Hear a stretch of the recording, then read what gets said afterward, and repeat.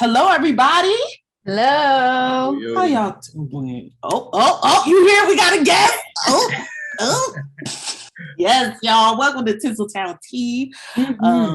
We are two Black aspiring writers. But I'm gonna speak into existence. Yeah, we don't say aspiring. We are two screenwriters, period, right. Point blank.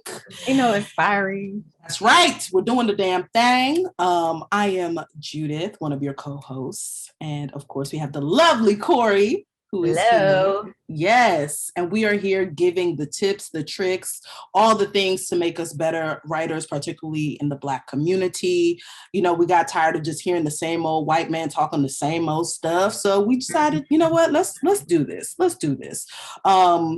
We hit y'all with the Would You Rather, a Know Better, Do Better, a new segment, and of course, the main segment. And then, of course, Niggas You Should Know. So that's the rundown. Y'all already know what it is. And we love celebrating Black and brown writers. And, I'm going to lobby it to Cory. And he already made his presence known. But I'm going to let her introduce our guest real quick. And then we're going to get to the Would You Rather. Go ahead, sis. Yes, so we have Mr. Tim Orange on the show today. My fellow Floridian. Okay. Let's go. My fellow no. Hey. So we have the Mr. Talented Timothy Orange on the show today. I won't get into, the bio. Yeah. I won't get into who he is because he's going to tell y'all later. So don't worry about it. Listen and wait and be patient. Okay. That's right. But anyway, so he's going to be with us for the whole show. So you'll hear him. And we have a great show for you guys today. So I'm going to lobby it back to my girl, Judith, who always does the amazing Would You Rathers. Girl, like I say, every week, she always got these beautiful ass, creative ass Would You Rathers while I'm just Googling, copying and pasting Would You Rathers off the internets. Okay, so go ahead and give it to us, girl. What you got? Thank you, ma'am. All right, so this Would You Rather. So you have been chosen to write one of our esteemed Black men directors' biopics. Would you rather write John Singleton's biopic? If you don't know who John Singleton is, first of all, come here so I can slap the fire at you. But once I slap the fire at you, just know that he made Boys in the Hood, Poetic Justice, Higher Learning, Rosewood, Baby Boy. Come on. I can't with Baby Boy. It's so good. Shaft, Too Fast, Too Furious. I actually learned that today. I didn't know he directed that. So I was like, okay, come on with the franchise. Too Fast, Too Furious. Okay. The best title in the whole franchise. Or would you rather write Spike Lee's? And I'm just going to go quickly. I know y'all know who that is. He gave you She's Gotta Have It, Do the Right Thing, Mo Better Blues, Jungle Fever, Malcolm X. I'm going to say it again. Malcolm X, Crooklyn. That was one of my favorites. Oh my gosh. Chirac, we're going to leave that where it is. Black Klansman, the Five Bloods still out here working and doing the damn thing. Or would you rather have, now I think hot and up and coming, Mr. Jordan Peele's biopic? Of course, I loved him with Key and Peele with the sketch comedy, but then he had the nerve to come out with Get Out, and also did Spike Lee's He produced Black Klansman. He also did Us. I didn't know that. I was like, oh my God, today years old. And of course, he wrote the latest Candyman, and of course directing is Nia DaCosta, though, so shout out to her. So with all of that, would you rather do John Singleton's, Spike Lee's, or Jordan Peele's biopic? Who would like to go first? I can go first if we're feeling shy, but yes. Does our guest want to go first? Yeah, I was gonna say I'll go first. Okay. I'm definitely doing Spike. So I don't know. Ooh. Yeah, I'm definitely doing Spike Lee's. And the reason being just because he was one of the first writers and directors that kind of inspired me and got me in the whole industry. So yeah. First of all, you done stole my whole ass answer. Word for word. Okay. Yeah, I'm doing Spike Lee too. Yeah, because Do the Right Thing was the first movie I saw that I was like, amazing. Damn, like you can really write, you can really make some like dope ass, influential ass, like moving ass movies. Like that was the first movie I saw that made me want to get into storytelling, like when I was a kid. So just stealing my whole answer. Okay. Come on. Nah, Okay. that's just an older Spike. That's just an older Yes. Spike. Yeah. He's just that nigga. Yeah, well, he really is. And I'm going to stray from the crowd just a little bit. I'm going to do Jordan Peele's because I love the comedy aspect of his life. Like, he was able to write comedy and still transition into horror. And like, to know that, first of all, that was his love. Like, he's talked about how he's loved horror for a long time. I am not a horror gal, my God. But the only horrors I am able to see are his most of the time, because there's a little bit of element of comedy, particularly in Get Out. I love the little bit of like brevity and comedy, but he always like is saying something with his horror. Like, he is always like going there with you. And sometimes it's a little controversial because sometimes it's not even scary, which, you know, as someone who is terrified of every horror, like I can watch every horror and just be completely terrified. It will always work. I will always jump. But at least there is something deeper and meaningful, and he's really changed the game. And then, I mean, he had the nerve to come with Lovecraft Country on me and just blew my motherfucking socks off. I was like, yeah, dang, okay. Socks off. Socks gone, just gone. So yeah, I would go with Jordan Peele, and I appreciate sort of like, particularly when we have like comedic directors, actors, writers, everyone seems to be put in a box, and he kind of like kicked that wide open and did it with like excellence. So I would go with Jordan Peele on that one. Yes. Yes, but also rest in peace to John Singleton. Come on now. We're not going to count the greatness. No, that is John Singleton. Never that. Still top tier. So just want to put that out there for y'all. Still top tier. Okay. Rest easy, John.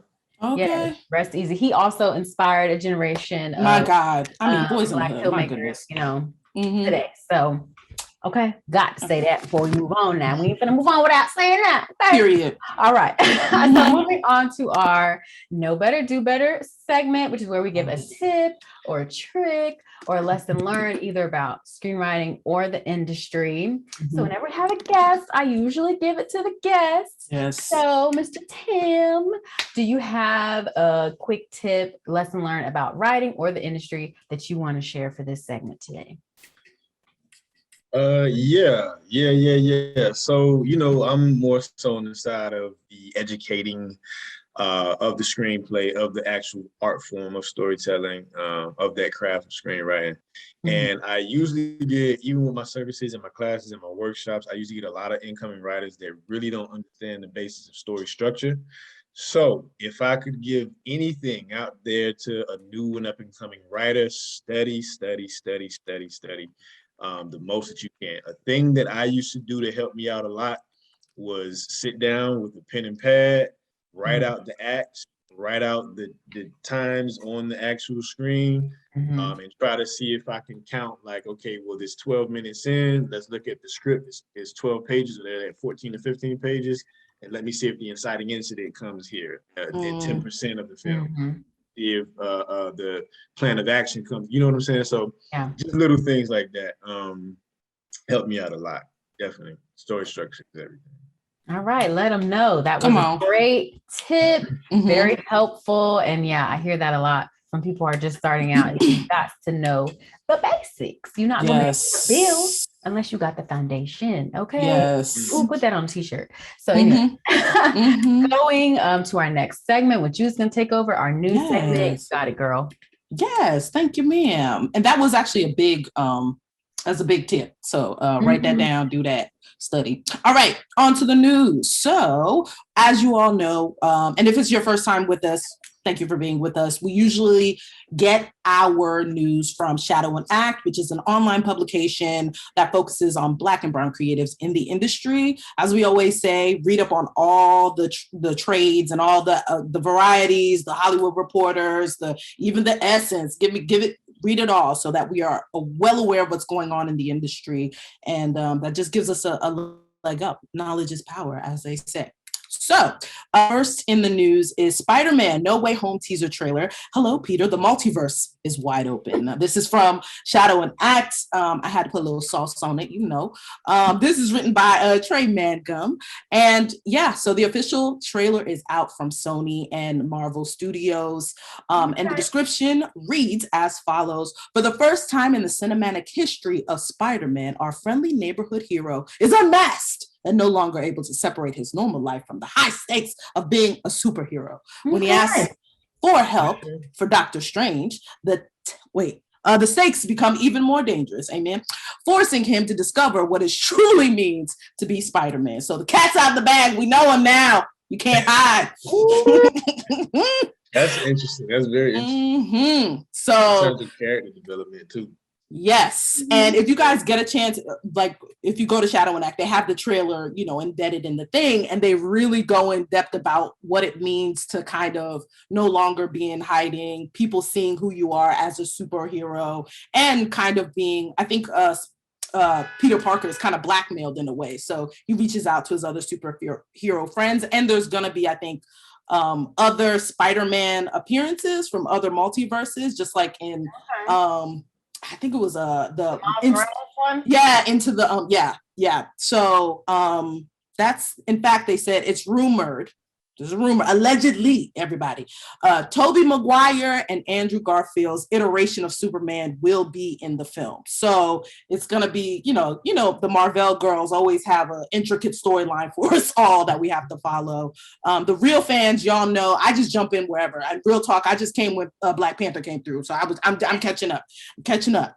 But for you real superhero fans, this is gonna be out, and of course our girl Zendaya is gonna be in it. Big names, Tom Holland, Benedict Cumberbatch, Jon Favreau, Jacob Batalon, Marissa Tomei. So they're all coming back. I don't know. I have to do more research, but I feel like Spider-Man has been on forever. There's so many Spider-Man movies, but congrats to them. I'm sure they will. I mean, we'll see how it does at the box office, but I'm sure they'll do well. I'm sure. Okay. Wait, got the news a little backwards. Forgive me, y'all. So next in the news. Okay, so Jennifer Lewis, she's going to be starring in a Showtime comedy series called I Love This For You. I love this for Jennifer Lewis. If you don't know who she is the icon, like the legend. Right now she's going to be in the last season of Blackish, but she's been there from beginning. So she will be cast in a key role in the show. Again, it's called I Love You For This. And the role was initially played by Sybil Shepherd, portrayed the character during the project's pilot series. But now that it's coming to the TV series, it's going to be Jennifer who's going to be doing that. So yeah, that should be interesting. The description of the show, basically, it centers around Gold, which played by Vanessa Bayer, who dreams of becoming a host of a home shopping channel network. Working to shed the long label as the cancer girl, she moves away from her parents, starts a budding romance for the first time in her adult life, and forms a meaningful friendship with her idol, Jackie. All against the backdrop of the highly competitive workplace run by the unstable billionaire, where people play dirty to succeed. So this will be a comedy, but also sounds like it'll be a dramedy. I'm here for anything telenovela feeling. Lewis's character will be Patricia, described as the icy and enigmatic founder of the home shopping network. So I'm glad to see her playing this powerful role. Of course, she's going to be hilarious because it's motherfucking Jennifer Lewis. Like, she's a god to me. Right. That's on period. Next. So I already had this up. Forgive me, y'all. I'm going through all these, when you have all those tabs open and you're trying to figure out everything. Okay. So a new report shows that basically where Will Smith, Denzel Washington are ranked among Hollywood earners. So there was a Variety report about the biggest salaries in the industry. And it detailed, like, particularly how deals of streaming projects pay folks as opposed to like the traditional I guess, movie as well as television networks payment stuff. So that's very interesting. One thing that they showed was that Daniel Craig, leads the list. It gets paid nearly $100 million. Chump change. Dwayne Johnson. I guess he would be at the front. Yep.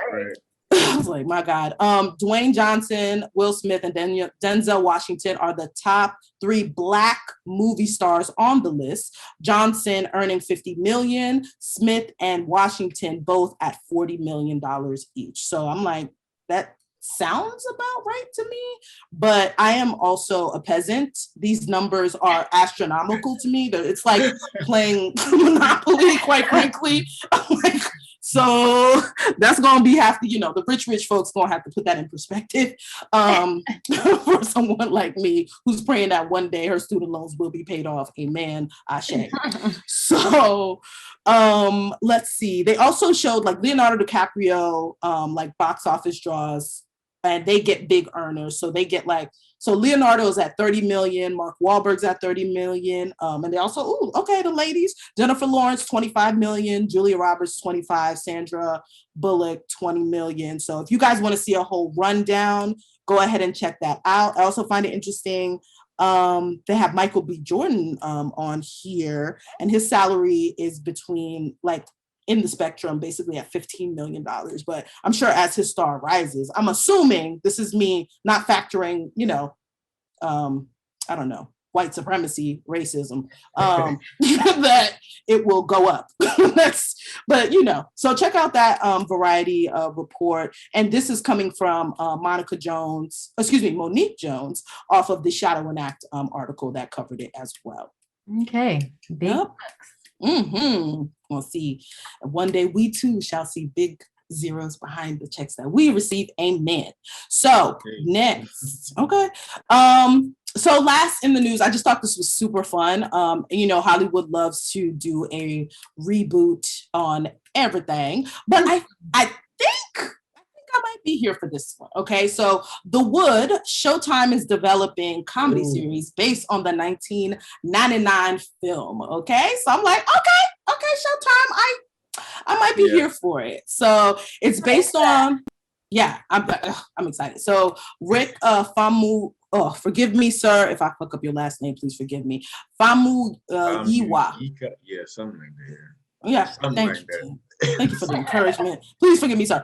But it was a classic in 1999. It was a movie that I saw, but I know my parents did not want me to see.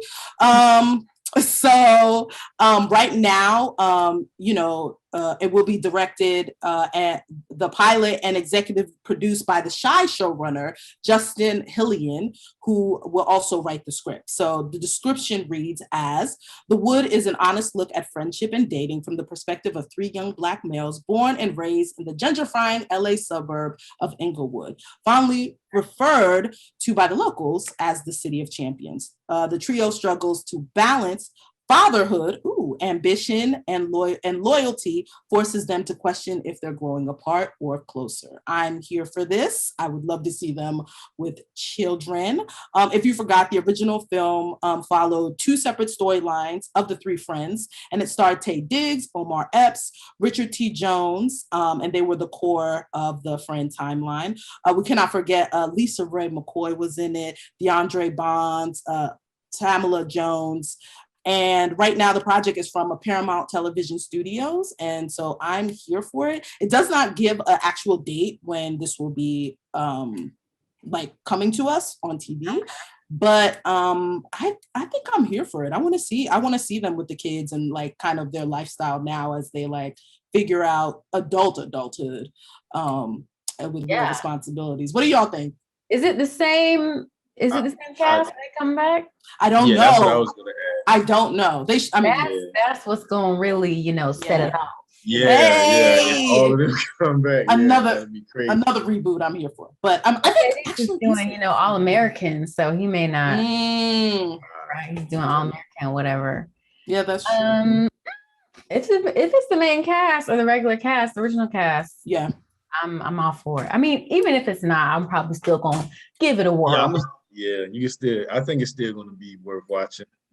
You know, even if they have like a new cast, because you can go a lot of places with the story in general. That's facts. And it's still like a beloved movie, that whole story, that whole world that was created. So yes, I'm still watching. Yeah.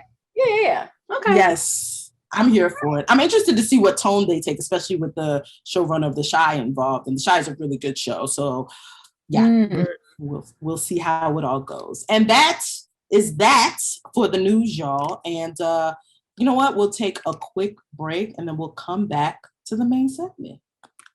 Hey, y'all. So we're back for the main segment. Like I said earlier, we have another guest on the show. We are super excited to talk to Tim Orange today, the talented Tim Orange. I could give y'all his bio. I could just read it. I could do that.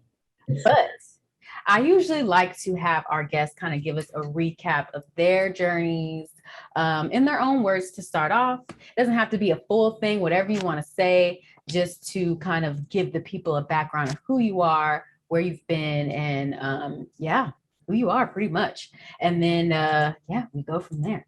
So Tim, give us a little recap. Got you. Recap, where do I start?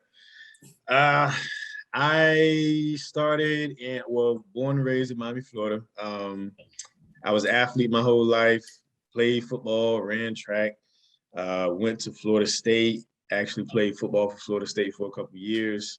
That kind of ran its course. I transferred to another school and played ball there on a full scholarship. And, life kind of just took me into a different kind of turn. Around this time, I was doing a lot of soul searching, I would say, and research on Africa and Black history and, understanding who I was in this country, in this white man's system and all of this type of thing. So I'm like, man, you over here playing football, so you just the modern day slave, nigga. Like that's what that's what I'm telling myself. So I'm like looking at things from this perspective, and it kind of just ushered me into like writing poetry. So I started writing poetry like my last year playing ball. And then at the same time, I had a close friend of mine who was shot and killed down in Miami over a necklace, a gold necklace that a friend gave to me and that I gave to him before I went off up to the school in West Virginia. Sorry for that. Sorry for your loss. Yeah, it's all good. It's all good. Rest in peace, Mac. But so and then that kind of just like was the trigger or the catalyst or my inciting incident that kind of like took me on this whole journey to screenwriting and everything. So I packed all my stuff. I went back home. I was couch surfing for a little while, and then I was like, you know what? Let me just go back to mama's house and and figure it out, So then I started digging into poetry. I did like open mics and around this time too, another interesting thing that kind of like propelled me forward was I found out that my dad used to write poetry around my age when I was at. Oh, that's nice. So and cool. I'm like nigga, you didn't tell me that you used to write, the arts this whole time. But and then I started to put two and two together. I'm like, I used to write a lot as a kid, and I used to have a lot of teachers that told me that I was a good writer and I would be a great writer one day. I didn't know what they was talking about. I was like, lady, you crazy? I'm going to play football. But lo and behold, here I am, So I decided to go back to school, and I went and studied theater at FAMU. Okay, so I went to Florida State and FAMU. So I'm a Seminole and Rattler. So I went across the track, Cory. Yeah. She's Rattler and a nose. So right. So, but basically, I went back to school, went to FAMU, studied theater. They have like a great theater program. Luther Wells taught me a lot. James Webb taught me a lot.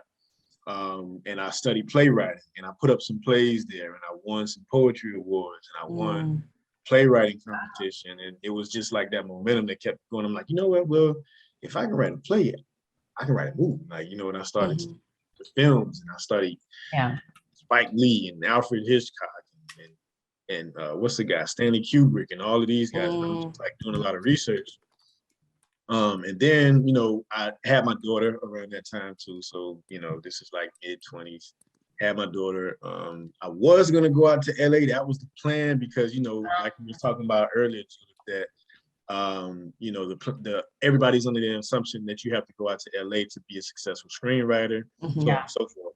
And that's what my plan was. But, I wasn't gonna take my daughter all the way across the country. My mom was like, "Nah, I ain't with that." But anyway, I decided to go to Full Sail. I decided to go to Full Sail University. They had a creative writing for entertainment program. Close you can get to screenwriting, and actually taught me a whole lot. It taught me a lot about the business, just media in general, and writing for the screen in general. And that was probably like the best decision I could have made. After that, came up to Atlanta, got in contact with a few people, worked on a few sets. Got a good name for myself around the area, and in the independent filmmaking industry. And I've had 2 films that aired on Aspire TV. Worked on a couple web series, directed and wrote my own short films. So now I'm here.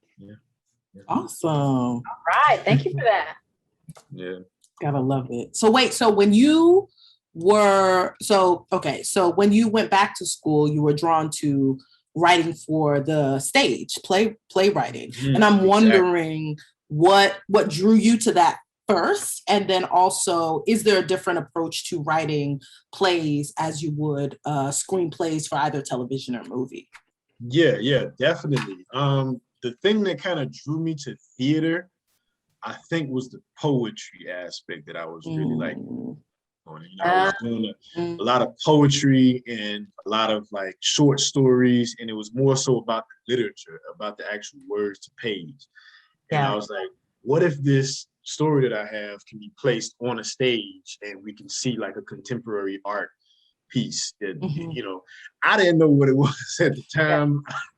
So like, you gotta think like that was a dumb jock in me, before I like started to really educate myself. I'm like, so what do they call that?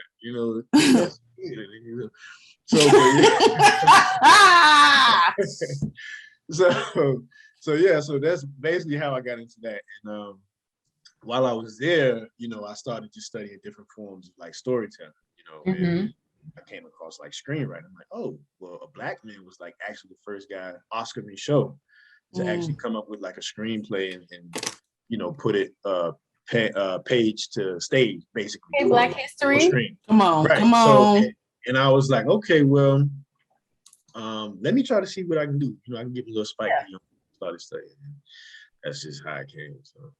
Yeah. So how would you say, so not many writers have the experience knowing how to write plays and write poetry and write for film and write for, so that's very unique that you have all those different experiences. How would you say that knowing or being able to write poetry and write plays benefits when you're writing scripts for film? Man, I can talk for days about that. It really for real, because when you see it in poets, because I know a few screenwriters right now that started off in poetry, and you can see the difference in their action lines. The way that they go about writing their action lines, it's like a novel. You get what I'm saying? Like, it's beautiful. But however, that can be a curse also, because in screenwriting they teach you, just get to the point, and you have to be very descriptive, and you can't be. It is not a book. So you have to kind of find that balance between your style and, really writing in the traditional format that Hollywood agents and producers and they want to read, So it's a different form, definitely. But I've learned to kind of merge the two, and I've learned when to use that poetic little style and when to kind of cut back from it. But yeah, it's definitely helped me with my action lines and just being able to tell a beautiful piece of art. You look at it from an artistic perspective, so than just like, okay, this happens and the action, and so it's like more artistic, and it allows for more creativity, I think. Okay. Awesome. Now, earlier you mentioned Spike Lee. Like, what are some of your other like big inspirations? And I'm wondering which playwright actually influenced you the most in your writing too? Yeah, Spike Lee was definitely film. He was like the first director and writer that I studied in film. John Singleton was another guy. Stanley Kubrick, Alfred Hitchcock. Oh, Scorsese, love Scorsese. All of those guys, the major guys, you know, even the Coen brothers. The Coen brothers kind of like made a big influence on me. Burn After Reading, No Country for Old Men. Tarantino was like, I love his style. He makes beautiful art, you know, and I think that's just that poetic side that seeks the art in the story more so than the action and the, you know, things of that nature. But in terms of plays, playwrights, Mary Baraka, Suzanne Laurie Parks, Katori Hall, Lorraine Hansberry, of course, August Wilson. August Wilson made a major. Reading August Wilson plays.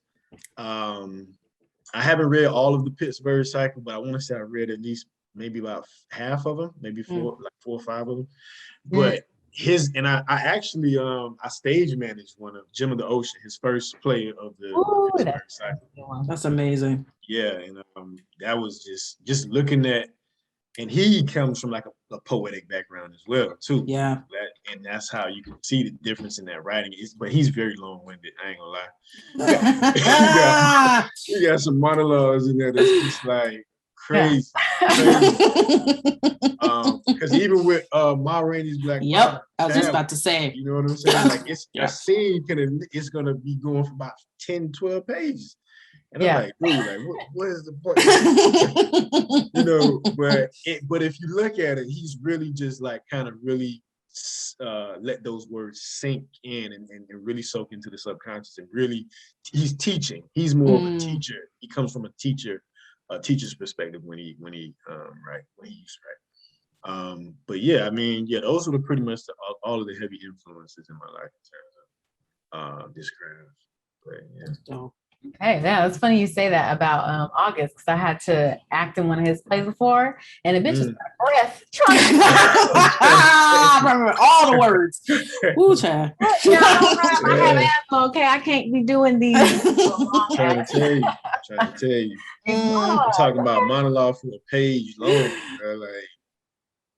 Like you have to have endurance. You have to a tree to be able to do that. Breathing exercises. My God. Another thing too, I mean, just you know, and it's interesting because when you come from theater and you're looking at stage plays, you can have monologues that long, but you know, it's not kind of I guess what's the word I'm looking for? Like preferred, I guess. But in screenwriting, you gotta stay away from that completely. You know what I'm saying?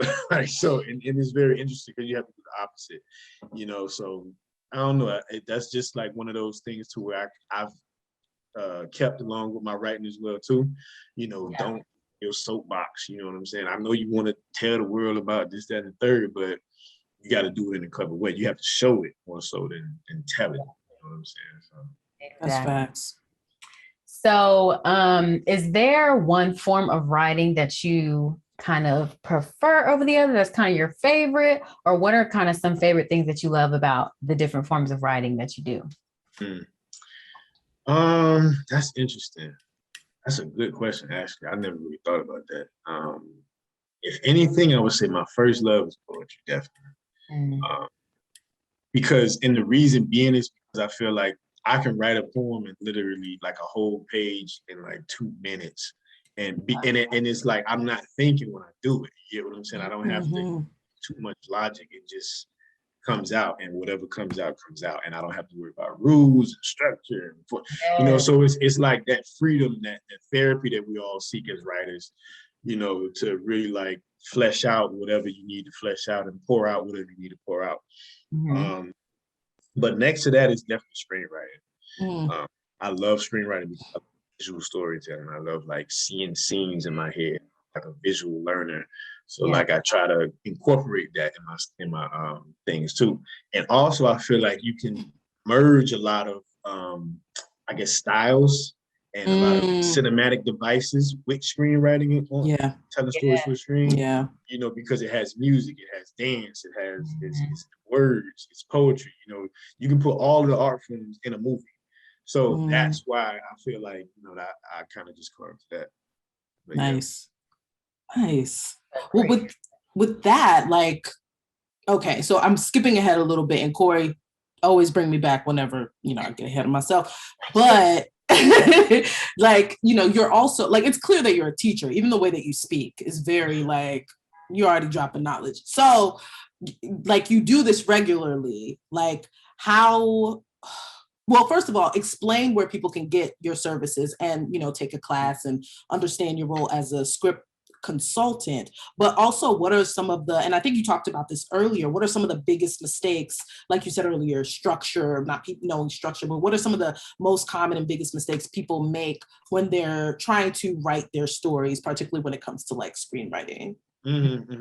Yeah, so I mean, in terms of my services, you can go to timorange.com, real simple and easy.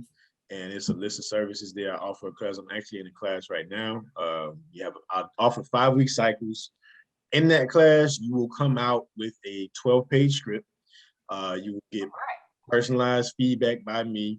You will learn about story structure. You will learn about character development, scene study, and the business side of it, and formatting and dialogue as well. So I try to cover as much as I can within those 5 weeks.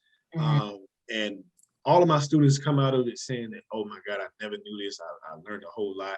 And you're really telling me things that is allowing me to like look at it from a different perspective. So yeah, and then I do the workshops maybe like once every other month or something like that, just to like, you know, stay present. But yeah, timorange.com, you can find all of that stuff. Okay. But in terms of, what was the second thing? Common mistakes. Yeah, common mistakes. Yeah, common mistakes. Yeah, a lot of, so common mistakes I see is that, the first thing that I noticed, that a lot of people want to just make some cool shit. You know what I'm saying? And they come into it with that mentality, what if we had this and that and the third, and they just want to do all of these crazy shots and angles and the lighting. And it's just a lot of stuff that they want to portray on screen, but there's no, what's the story? At the end of the day, core of any of this art form is the story. At the end of the day, if you are a writer, you have to master it. You have to. So, like I said earlier, it starts with story structure. You have to know how to format a screenplay, how to write a screenplay. What is it? And that comes from theater as well. I think that helps me with my theater background, because they break it down in acts. Everything, every stage play that you see, it's act 1, act 2, act 3, how many acts it is. You know what I'm saying? Shakespeare, going back to Shakespeare and Greek tragedies and Aristophanes and Euripides and all of that, Lysistrata and all that, those type of things. Come on, take it back. Take it all the way back. So it's all about format and structure. And also, it will help you like write faster. It will literally help you write faster. So if you're trying to come up, and the thing about it as well, before I get to that, it'll help you write faster because you know where you're going. You know what I'm saying? You put in a GPS, Timbuktu. You don't know how to fucking get to Timbuktu, excuse my language, but it will take you whatever route, you know what I'm saying? So you have to know where you're going and how to get there. So outlining your stories based on a solidified story structure that you've agreed on, that this particular story that you're trying to tell fits into, you can literally write it in about 3 to 4 weeks and then start editing and getting it out there. You know what I'm saying? It takes me about maybe a week or so to sit with an idea. And another week to really like flesh out the story, beat by beat, act by act. Right. And then after that, the script, I know the story so much, it's just, I'm having fun with the pages at this point. And I can just put my poetry in there, and I can do all kind of cool shit with the action lines and the cinematic devices. So that is like the key ingredient for me. Also, I was gonna say something, but anyway, yeah, that was, I lost my train. It'll come back. It'll come back. It'll come back to me. Yeah. So, go ahead. Yeah, that's it. It'll come back. Okay, so let's talk about your projects that you've done. Yes. What has been kind of your favorite project that you've created and worked on so far? My favorite project is actually the one that I'm working on now. Well, no, I lied. Nah, it's this. It's a television pilot. It's a television pilot that I've written that I'm currently working on the pitch deck for. And that is probably my best piece of writing, I would say, arguably. But also second to that, in terms of production, it's my most recent project, His Story, which aired on Aspire TV. Okay. And it came out July 4th. I think it's on YouTube. They have a YouTube channel. You can go check it out on YouTube. It's called His Story. And it's about a young Black boy who is finds himself in the principal office, and dad gets called down to the school, and for a history project that they found offensive, right? But he's basically like dropping some knowledge about true Black history, and they like, oh, where and what history book do you get this from? Oh, my daddy taught me that. And okay, well, let me call your daddy now to the school. Daddy's like, okay, well, I got kids to feed. I got 3 other boys to feed. I can't even miss no hours for work. What's the problem? Right. He ain't set school on fire. He got all his teeth. What's going on? What's going on? And then they get into this whole debate. And we cut away to specific things that the young boy says in the class, which is kind of controversial too. And they just have this like hash out. And at the end of it, he said, okay, well, I'm going to just homeschool my son. And that's like a little 10, 12, 11 minute little short film, but it was really good. I'm really proud of that film because in terms of the script, I think I did a really good job of condensing something, a theme that's like so wide and broad into 15 pages, But yeah, other than that, the TV pilot, that's probably like one of the worst I'm like most proud about. Also, I've written things for people that they like. I've just written another short film for an independent production company out based in Virginia. Lady gave it the cinematographer, and the cinematographer read it, and he's like, "Oh my God, I have to make this film." And I love the script. I love everything. Please, please, please, whatever you do, So just things like that is very satisfying and it keeps me going. But yeah, I haven't been in like a major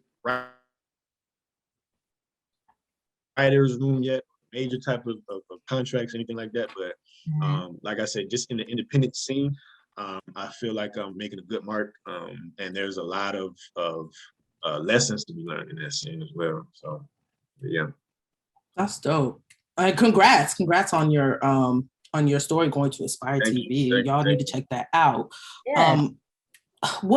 So what types of stories do you like to write? Like, do you tend to lean towards drama? Do you lean to comedy, dramedy? Like what draws you in when you're doing your storytelling? There's definitely dramedy, definitely some weird, quirky kind of dramedy that gives that like Spike Lee, she's gotta have it type of thing that's going on.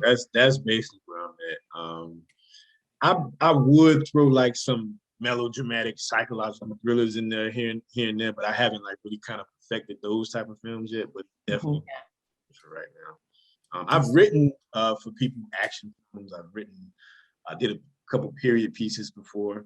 So that was interesting. That's a very interesting experience. You got to do a lot of research, a lot of reading, and the facts have to be right.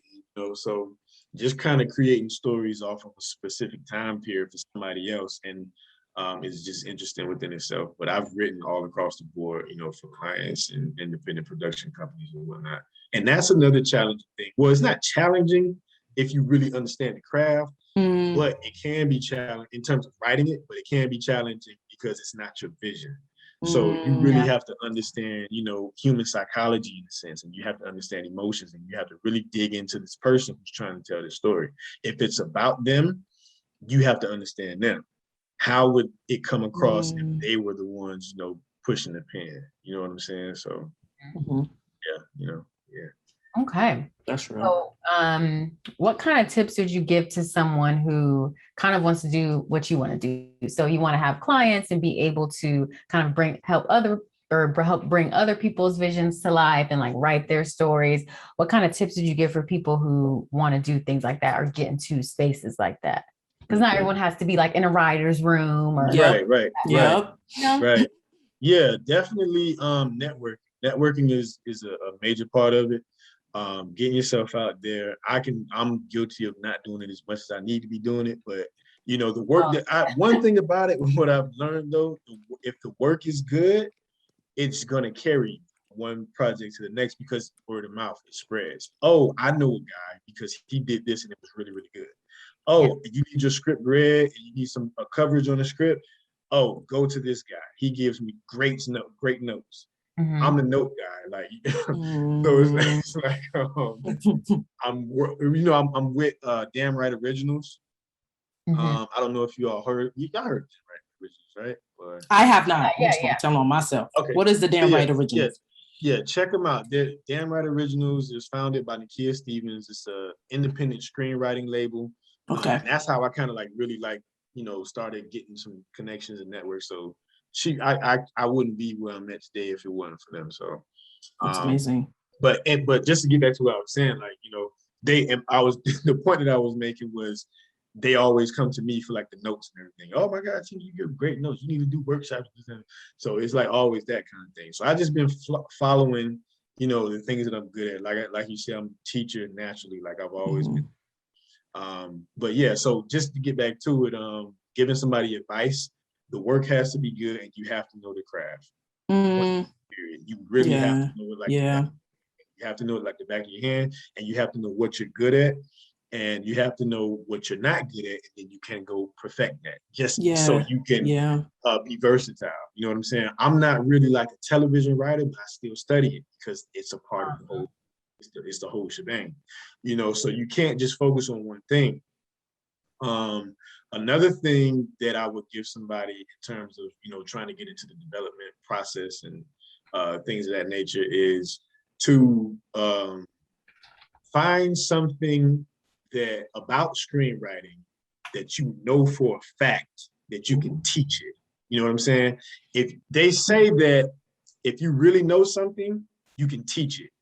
You get what I'm saying? So that's like a gauge to where you can measure. So if it's movie reviews or something like that, or if it's the industry side of it, production side of filmmaking, if it's the actual pre-production process when it comes to script development or whatever the case may be, like get in that and try to do more of that. Be on set as much as you can. Do stuff for free. I've done a lot of work for free as a PA and an AD, and you know what I'm saying? Just working on set and just getting the experience.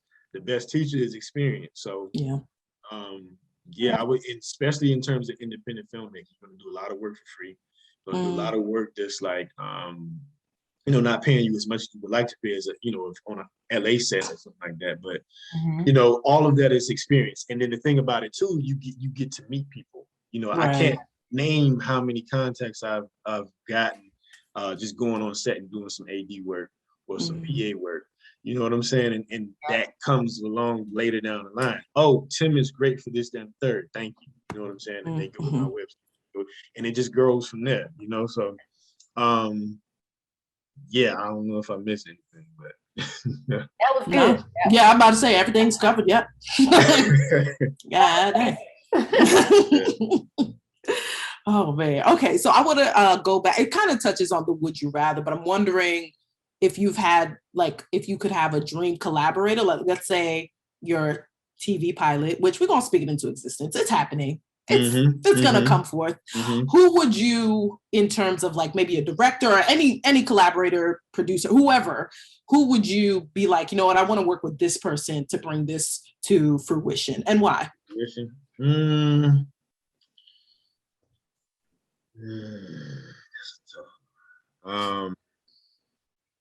And maybe like top three. Maybe I gotta think now. I would definitely go with F. Gary Gray. Ooh, okay. That's the guy who did Friday. And he did what was the one with Law Abiding Citizen with Jamie Foxx? I think what's the other guy name? So F. Gary Gray, definitely, because I like his style. Who else? Spike Lee, of course. The young Spike Lee though. We're traveling back in time. Yes, come on. I would need the young Spike Lee for sure, because that's inspiration, and I like his style, and that's kind of like the work that I'm like kind of trying to get out there. Let me see who else. I would probably work with Tarantino too. Yeah. Interesting dude there. Just because of the style.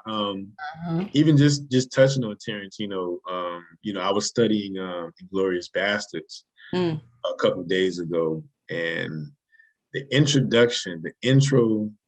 the first scene in the film is like 20 minutes long, right? Yeah.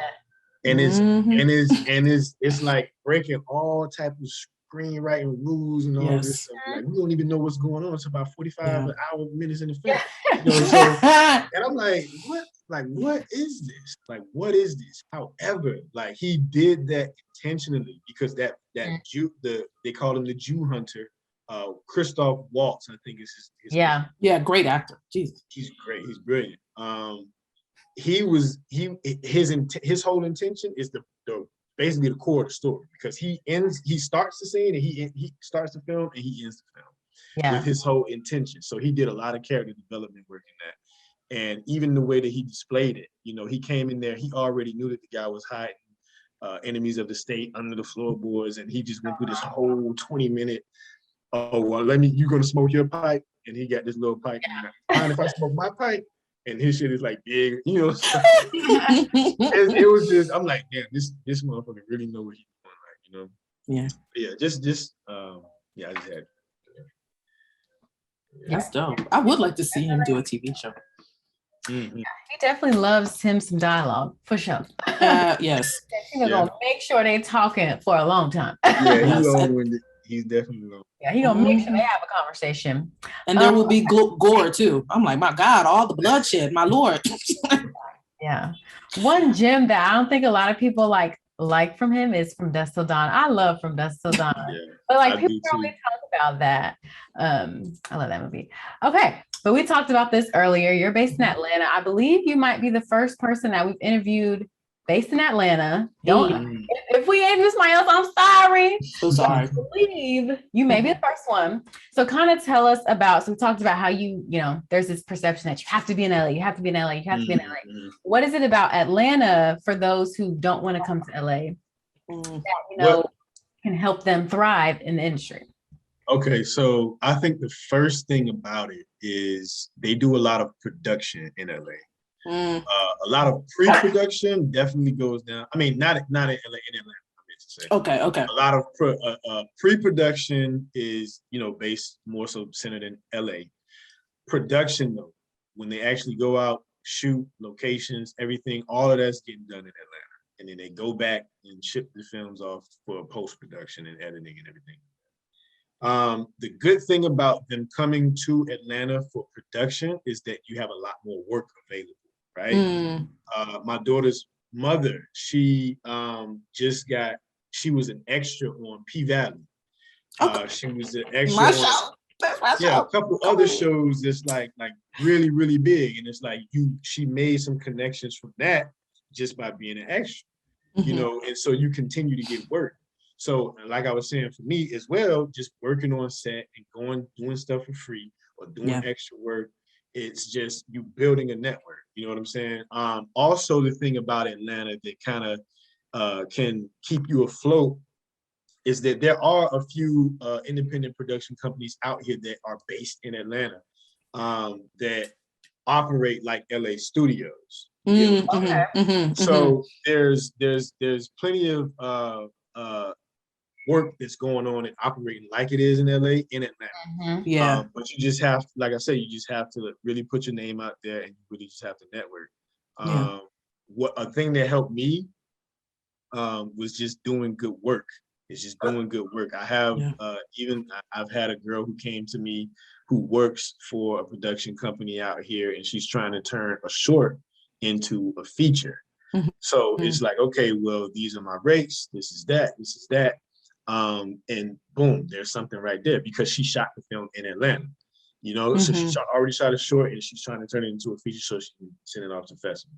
And it's a lot of festival work over here too as well. Even though all of the major festivals are out in LA, we still have a lot of like good festivals and workshops and it's a solid community out here, I would say. It's a very solid community in a solid Black community to where a lot of us are helping each other, you know, do work.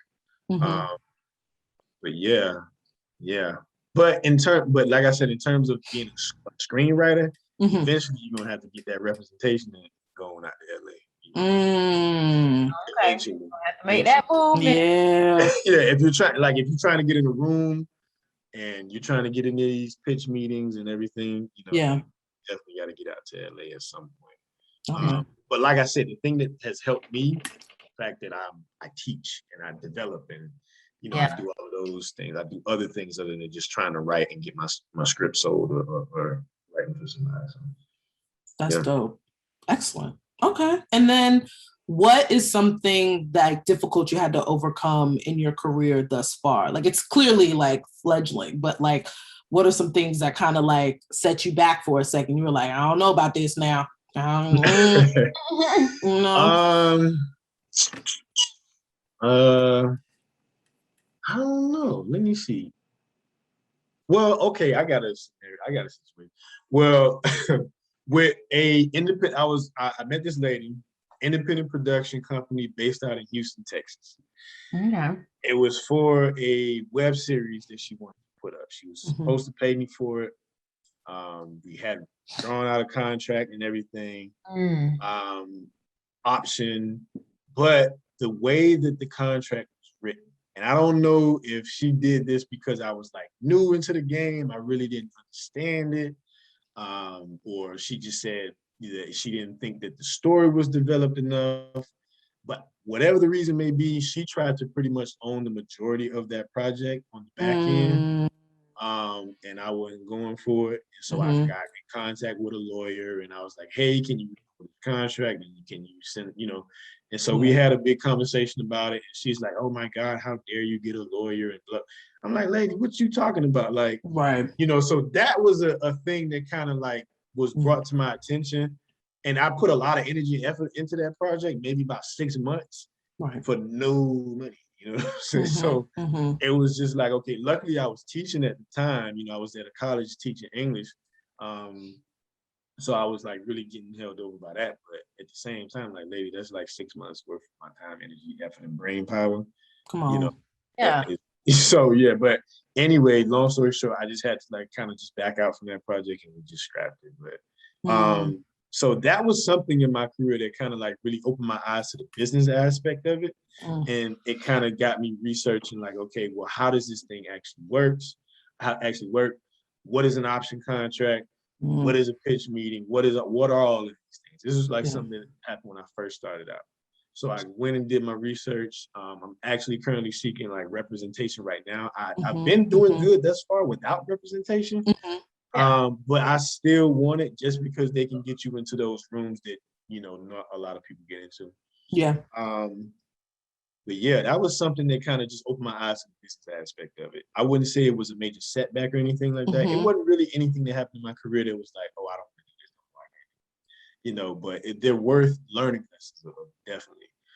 Another incident that happened was, you know, a lot of producers out here kind of like flunt and flaws like they got money, but they ain't really got no money.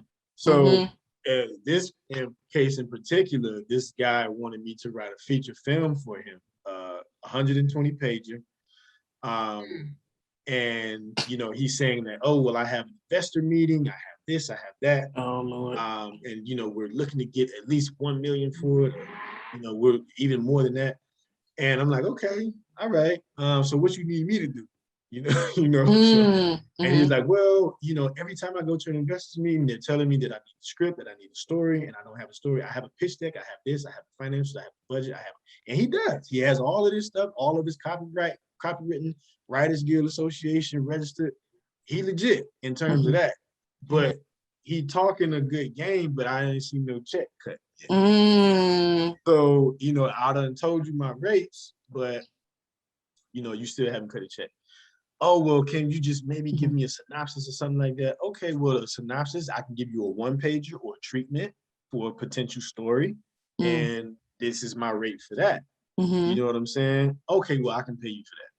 And I'm like, something about it ain't right. You know what I'm saying? Yeah. So it's just, you run into those type of guys, you run into those type of people. And on the other hand, you run into people like, hey, I got this concept for a story, but I need a writer. I have $10K budget. It's a short film. How much will you charge me to write a 20-page short? Boom. Pay the installment. You like it. When you like it, you pay the rest. You get what I'm saying? So it just operates from there.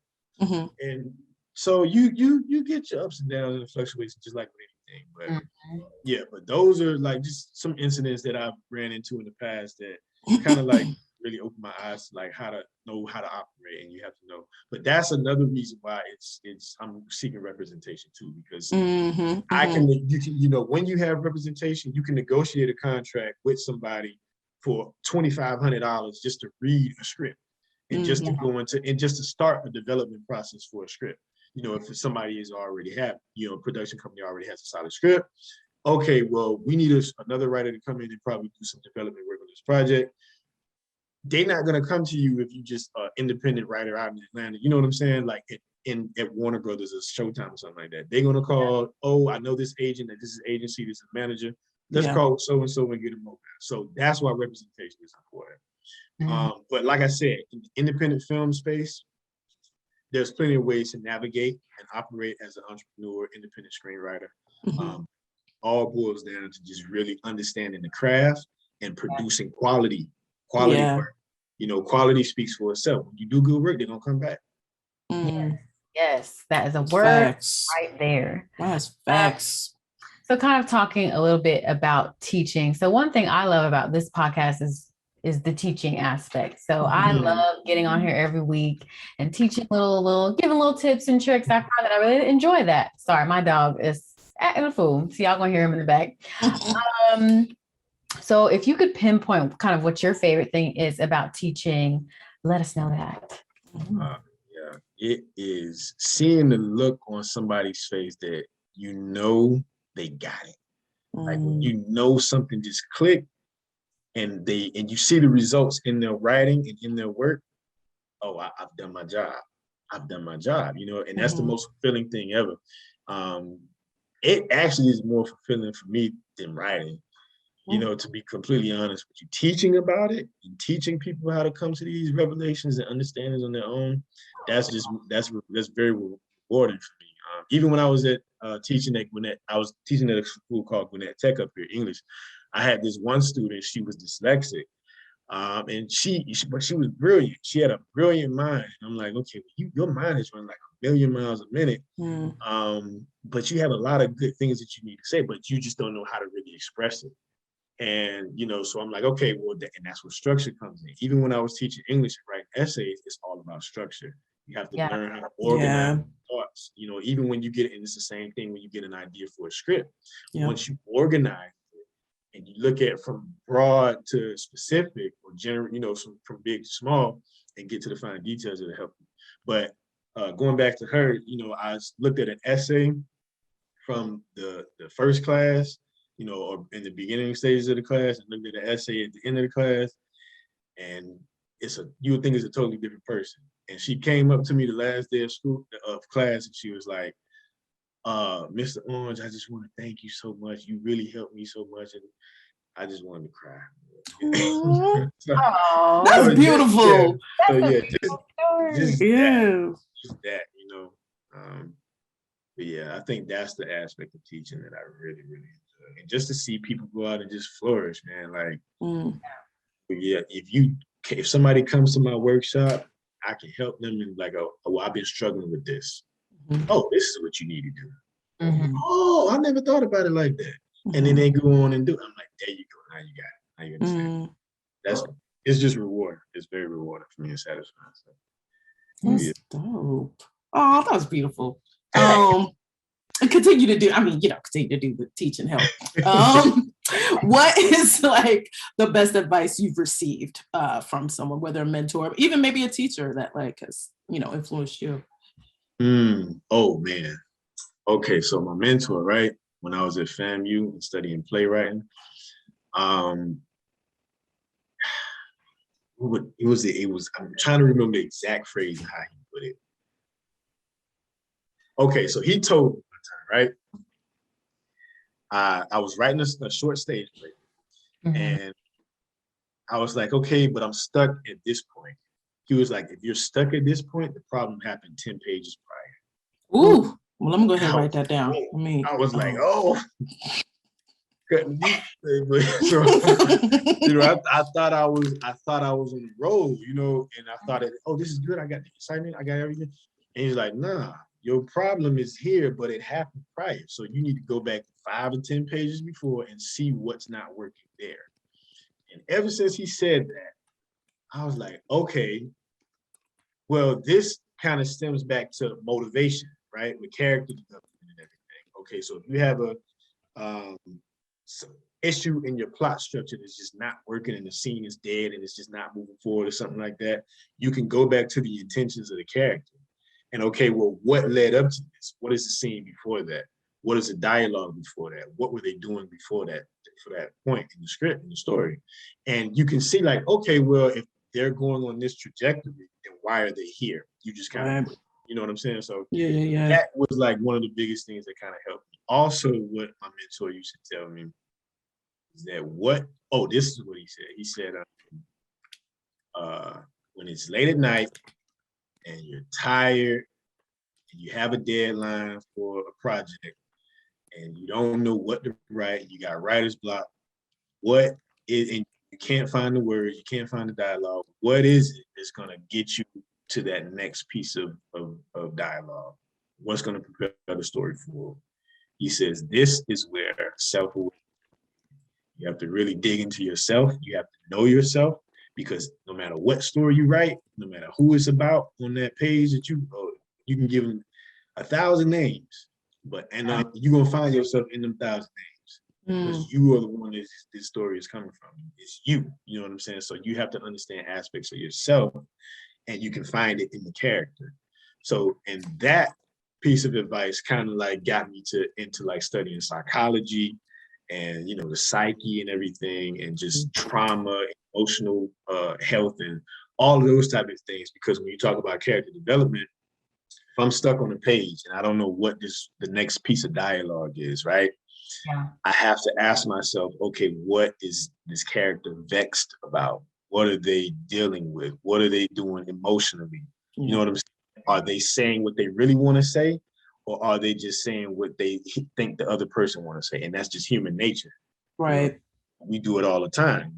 Subtext. It's all about subtext. You know, if I say, like men and women do it all the time, like, oh, well, no, it's fine. You don't have to take me. It's okay. Like, nigga, like, that's, you know what I'm saying? So we do it all the time. So when you understand that, you keep going, and you can apply that to your work too. So that's just really understanding human nature, honestly. Yeah. Yes, that's y'all better sign up for these classes. My God, y'all gotta go ahead and sign up. Go ahead and get these gems, y'all. Stop. Okay. All right. So, what are some future goals? When all is said and done, you look back. What are some things that you want to be able to say that you did? Yeah, I definitely want to see my course like on a major scale. Even the curriculum maybe being taught at universities, at the UCLAs, at the USC's, workshops, seminars, and everything. I definitely want to see that. I definitely want to see multiple scripts sold to multiple studios like everybody else. Bidding wars. Right. Right. Definitely want to see some of those. And I would like to see myself have a TV series, television series. Yeah, definitely. Even though that's not my forte, but I still, I do it. So I would like to see, before it's all said and done, I would like to do my own show. All right. Yeah. Okay. The manifestations are out there. Okay. They Come on, they made a movie off of a tweet thread. Okay, so you got plenty of IP. You got plenty to go ahead and do the show. Yeah, any projects you want to plug, anything we need to look out for. I mean, you have all the things, so go ahead and let us have it. Definitely. Y'all go check out his story. Aired on Aspire TV. It's on the YouTube channel. Damn Right Originals. Please go check them out on the Instagram, Twitter, Facebook. They have a website too, Damn Right Originals. What else? Check out my website. I got a class coming up. I got another workshop coming up in September. Stay tuned for the date. Another cycle starting in September. Stay tuned for the date. Yeah, that's it, man. Support. Keep writing. Yes. Okay, so we're gonna put all those links in the description for y'all. So y'all ain't even gotta do no searching. We can do our work for y'all. You will see. We're gonna put all that in the description for y'all. So don't even worry about it. It's gonna be too easy to support. Okay. No excuse not to. All right. So Judith, do you have a last question? I'll give it to you. Oh, do I have thank you for giving me the last question, sis. I appreciate it. Yeah, I mean, we usually end it with this, with our guests when they come on, but what kind of legacy do you want to leave behind when it's all said and done with your work? Maybe even, bigger than that, but like, what do you want people to remember you for when you do your work? Definitely sharing and spreading knowledge, information, and understanding of this art form, point blank period. I have a LLC, Moonchild Studios. That's something that I'm started. That is a nice name. I started a nonprofit organization called Mars Transitional Services, and that's also something that I'm doing. I have a website for that as well. If you go to my Tim Orange 2, you'll see a link to Mars Transitional Services. And basically, I'm saying all of it just to kind of, because it's all relevant.